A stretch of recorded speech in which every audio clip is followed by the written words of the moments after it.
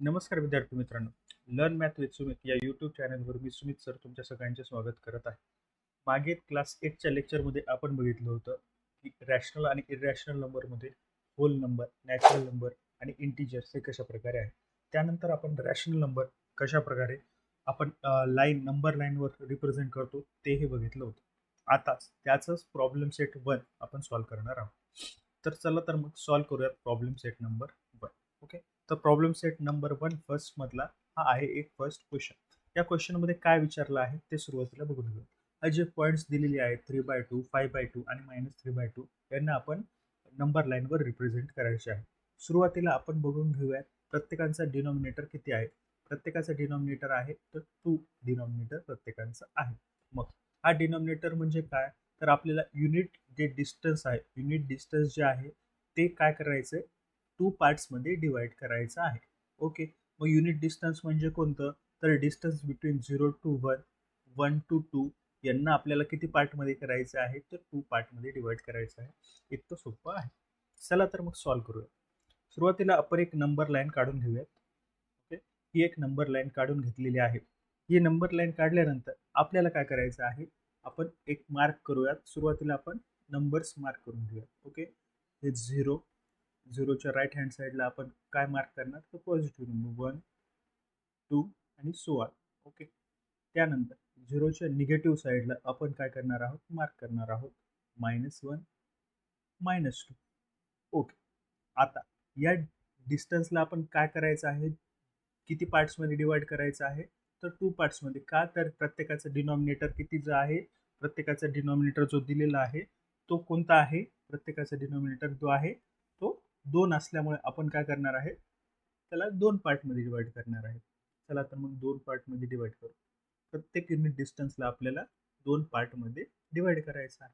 Okay. 2 पार्टमध्ये divide केलेला आहे. त्यानंतर आपल्याला 3/2 रिप्रेझेंट करायचं आहे. आपण 3/2 ला कशा प्रकारे लिहू शकतो, 2 + 1 डिवायडेड बाय 2 म्हणजेच काय, 1 × 1/2. ओके. म्हणजेच काय, फर्स्टच्या नंतर हाफ डिस्टन्स. ओके. फर्स्ट कुठं आहे, हा इथे लोकेट झालेला आहे. त्यानंतर हाफ डिस्टन्स कोणतं, तर हा. ओके. फर्स्टच्या नंतर हाफ डिस्टन्स म्हणजे इथं आलेला आहे. म्हणजे 3/2 आपण कुठे रिप्रेझेंट करू शकतो, तर नंबर लाईनवर इथे रिप्रेझेंट करू शकतो. चला तर बघूयात सेकंड डिस्टन्स. सेकंड डिस्टन्स कोणतं आहे, 5/2.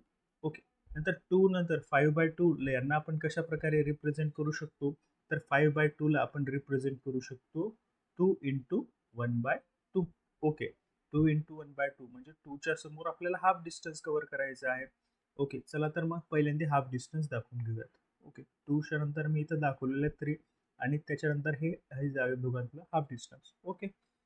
त्यानंतर 5 म्हणजे 2 च्या नंतर हाफ डिस्टन्स, म्हणजे 2 च्या नंतर हाफ डिस्टन्स कुठे येते, तर हे इथे येते.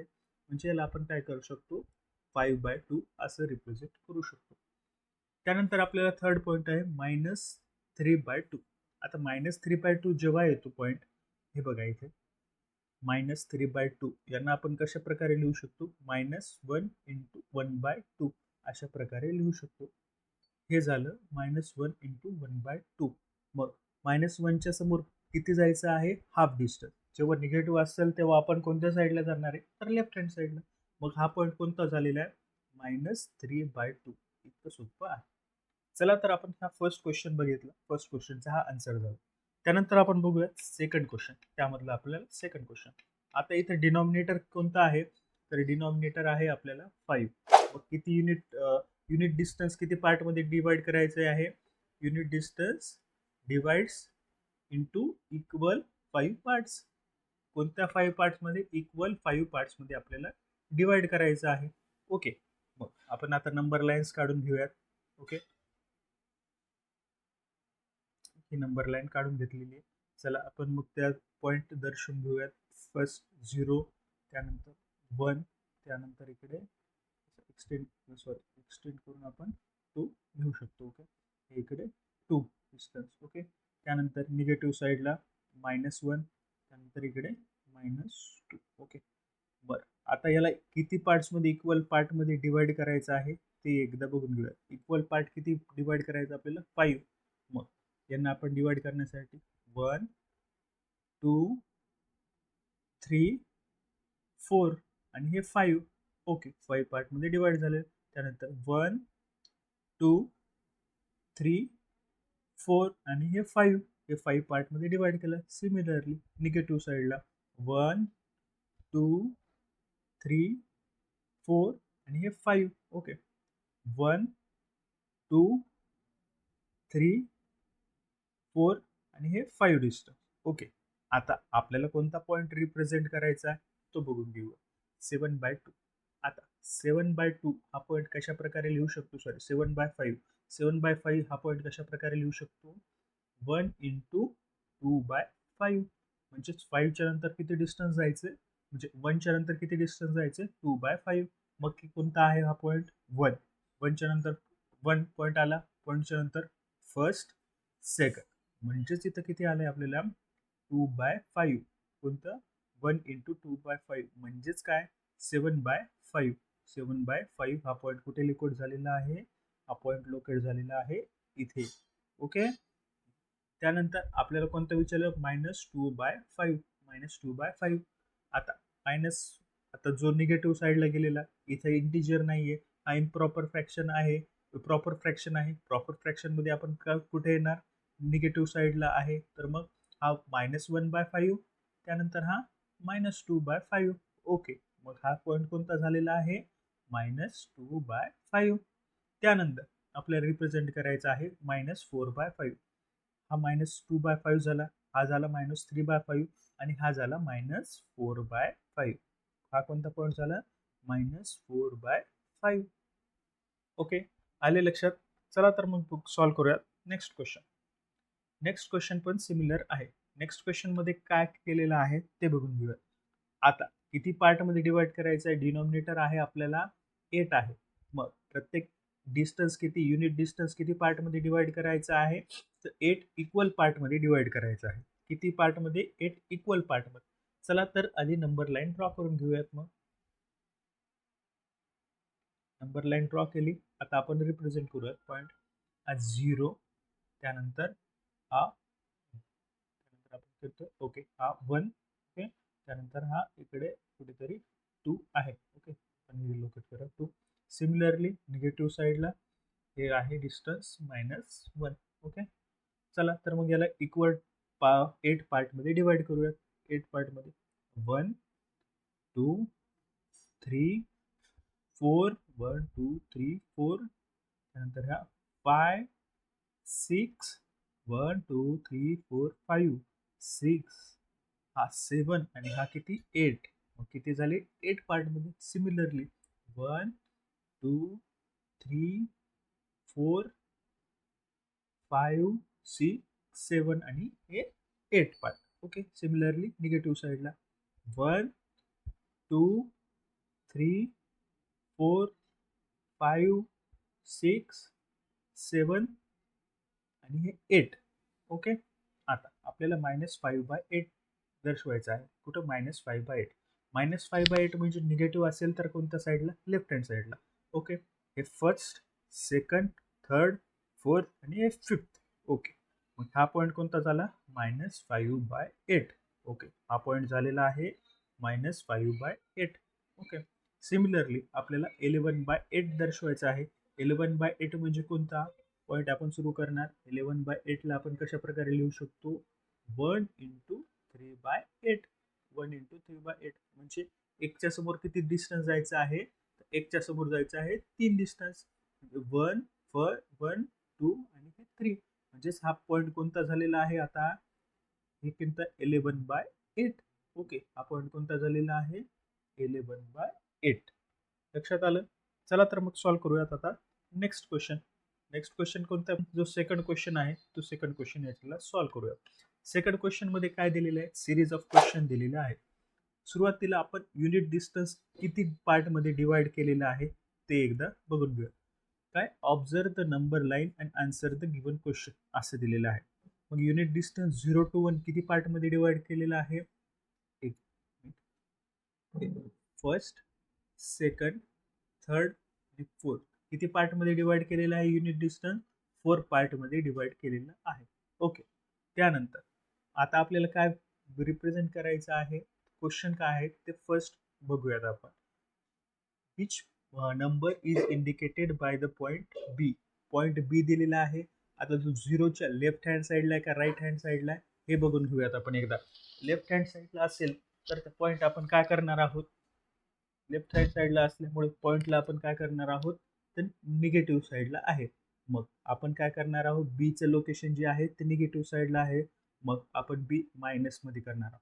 आता किती डिस्टन्स जायचं, -1 -2 म्हणजे -2 डिस्टन्स गेलो. आता किती पार्टमध्ये डिवाइड केलेलं आहे, 4 पार्ट्समध्ये. मग सिमिलरली 4 पार्टमध्ये. आता कोणत्या 4 पार्टमध्ये, फर्स्ट सेकंड. ओके, फर्स्ट नंतर सेकंड आलेलं आहे म्हणजे -2 × 2/2. मग आता याला आपण फ्रॅक्शनमध्ये कसं कन्वर्ट करणार आहे, याला -2 × 4 + 2 / 4.